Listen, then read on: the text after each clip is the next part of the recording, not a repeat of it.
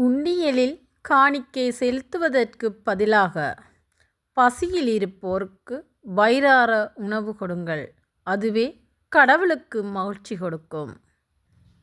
பிறருடைய பசியை மட்டும் போக்குவதோடு ஒருவனுடைய ஒழுக்கமும் கடமையும் நின்றுவிடாது.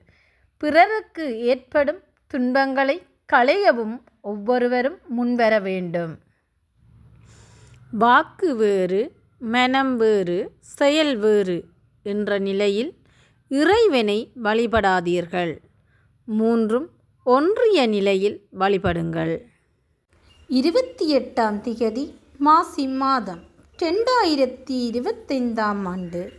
புலம்பெயர் தேசத்தில் வாழ்ந்தாலும் மண்ணையும் மக்களையும் தம் மனதோடு வைத்து மட்டு நகரில் மழலைகளின் துயர் கண்டு அவர்களின் துயர் துடைத்த வள்ளல்கள் திரு ராமச்சந்திரன் கிஷோக்குமார், திருமதி கிஷோக்குமார் சிவாஜினி இவர்களால் இப்பணிகளுக்காக 100 சுவிஸ் பிராங்குகள் அன்பளிப்பாக வழங்கப்பட்டுள்ளது. இவர்களை நன்றியுடன் மக்கள் வாழ உதவும் நிறுவனம் வாழ்த்தி வணங்கி நிற்கிறது. நன்றி.